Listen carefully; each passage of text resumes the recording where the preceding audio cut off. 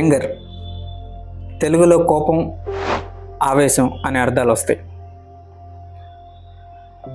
Stoicism letter 7 on dealing with anger. When you are angry, when you beat yourself up because you are so critical of yourself, you release cortisol. This is not only bad for your body, it also bad for your sleep. Cortisol is the primary stress hormone of the human body and it increases sugar in the bloodstream, so your brain operates better during life and death situations. It is a great biological process that likely once saved us from the tigers, but it also has the power to destroy us when we get stressed about meaningless things. దీని అర్థం ఏంటంటే,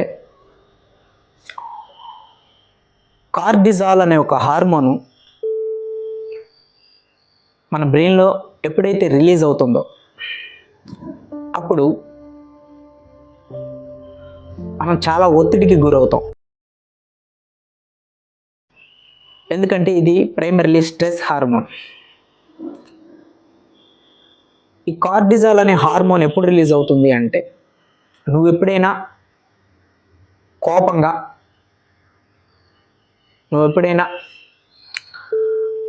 కంగారుగా feel అయినప్పుడు, అది దాని స్థాయిని మించినప్పుడు ఈ cortisol అనే హార్మోన్ ఎక్కువ రిలీజ్ అవుతుంది.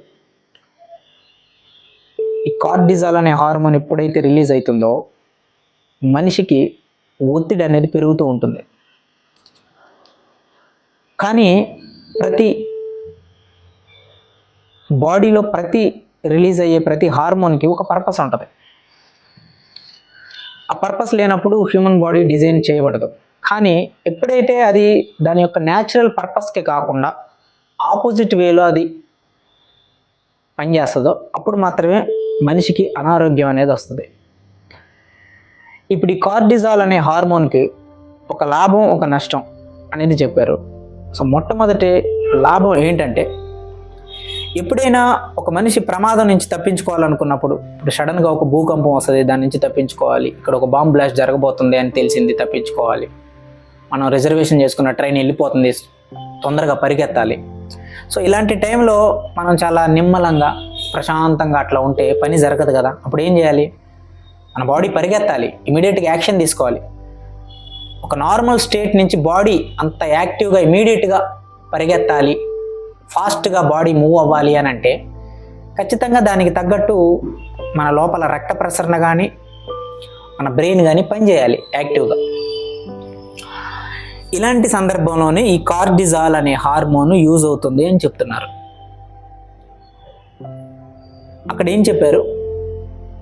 It is a great biological process that likely once saved us from the tigers అన్నాడు. అంటే గ్రేట్ బయలాజికల్ ప్రాసెస్. ఎప్పుడైతే ఒక కార్టిజాల్ అనే హార్మోను మన బ్రెయిన్ రిలీజ్ చేస్తుందో మన బ్లడ్లో షుగర్ కంటెంట్ పెరుగుతుంది. ఎప్పుడైతే బ్లడ్లో షుగర్ కంటెంట్ అనేది పెరుగుతుందో ఆ టైంలో మన బ్రెయిన్ చాలా యాక్టివ్గా పనిచేస్తుందంట.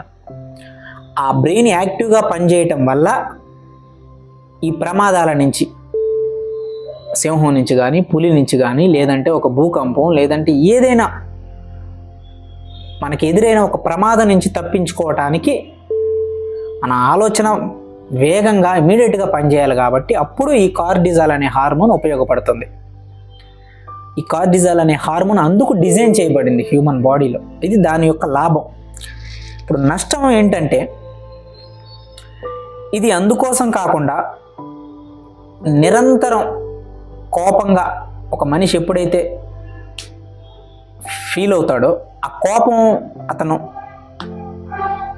నిరంతరం ఫీల్ అయినప్పుడు కూడా ఆ కోపం వల్ల ఈ స్ట్రెస్ హార్మోన్ కార్టిజాల్ అనేది రిలీజ్ అవుతుంది.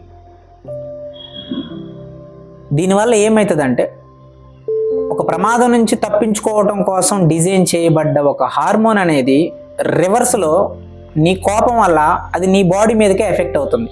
ఎప్పుడైతే ఈ కార్టిజాల్ అనేది రిలీజ్ అవుతుందో దానివల్ల ఒత్తిడి పెరుగుతుంది. ఆ ఒత్తిడి మొత్తం నీ బాడీ మీద పడుతుంది, నీ బాడీలో ఆర్గాన్స్ మీద పడుతుంది.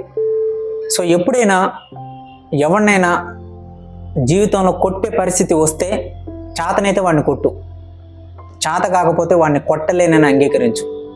అది కూడా కాకపోతే నీ జీవితం ఎంతో విలువైందని నువ్వు గ్రహిస్తే, నీ కుటుంబం అన్నిటికన్నా ముఖ్యమైందని నీకు అర్థమైతే, నీ కుటుంబం కోసం అవతలని క్షమించి వదిలే. అలా కాకుండా మీనింగ్లెస్ విషయాలకి, ప్రతి పనికిమాలిన వ్యక్తులు చేసిన పనులకి నిరంతరం కోపడుతూ ఆ కోపాన్ని నీలోనే ఉంచుకుంటే గుర్తుపెట్టుకో, దానివల్ల నష్టం జరిగేది నీకే.